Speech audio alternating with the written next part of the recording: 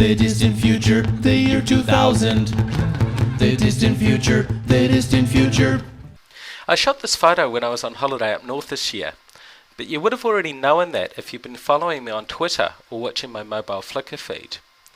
What I'm finding is that social networking is driving us to share more and more of our lives online.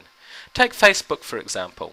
A lot of people are signing up to Facebook and then by default choosing a network which is the country that they live in.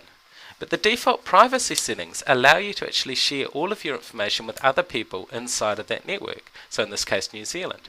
So I could do something like a profile search, a detailed profile search inside of the New Zealand network for people who are based in Wellington who have listed web as personal info activity. And I find this guy Brett Taylor. Now I actually don't know Brett, but if I click on his profile I'll see I've got some friends in common with Brett.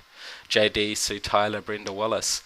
I can also scroll down and see that Brett's using Twitter, and so I can start to follow him on Twitter and get his updates.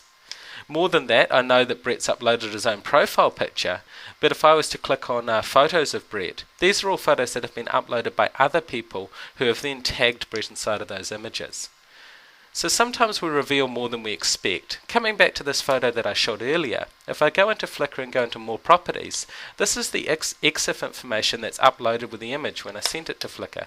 It's got details about when the photo was taken, the camera I used to take it, the aperture and focal length.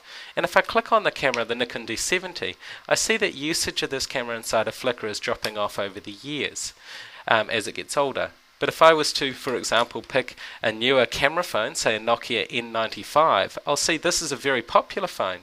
And this phone also has built-in GPS, which is interesting from a number of levels. So take this image, it looks like any other photo on Flickr, a guy reading a menu by a tennis court. But if we drop down into the EXIF information for this photograph, we'll notice that because it was taken with a GPS-enabled device, we also, inside the EXIF information, get a latitude and longitude setting, which we can plot into a tool like Microsoft Virtual Earth and find out exactly where that photo was taken. So there's the tennis court and the restaurant inside of Virtual Earth.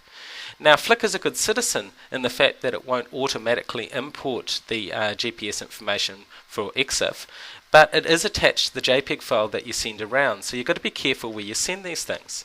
Now this is nothing new. We've all had tracking devices in our pockets for many, many years in the form of cell phones. The old school triangulation techniques, this is an example of Telstra in Australia, but also as we move forward to GPS enabled phones, this is one from my colleague Frank in the US who actually broadcasts his location in real time to the web. Again, using Virtual Earth and Bird's Eye View, you can track Frank in real time, and this is him at his home. We've got to think about what else we leave online.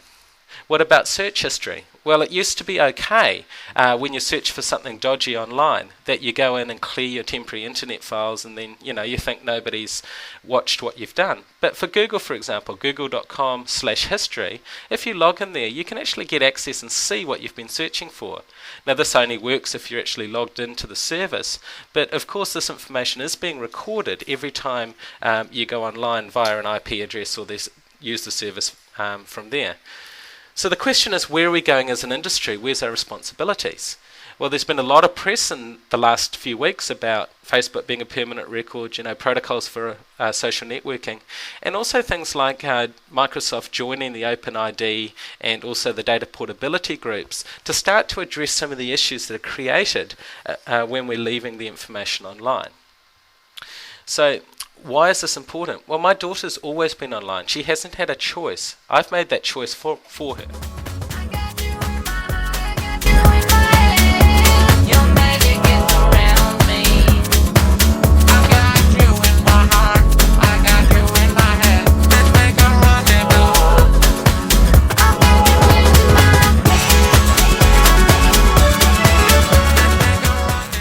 So I always think that the future is just going to be a predictable extension of the past. And if we don't think about these things now, this company here, 23andme.com, a new startup out of Silicon Valley, actually enables you to provide collaborative information about genetics. You provide them some spit, they do DNA profiling. Are we setting ourselves up for a next generation breeding stock mashup, which contains, like here in Popfly, information from 23andMe plotted on Virtual Earth to see where the best breeding stock in the world is for the future? This is the sort of area that we're going into if we're not careful. Thank you.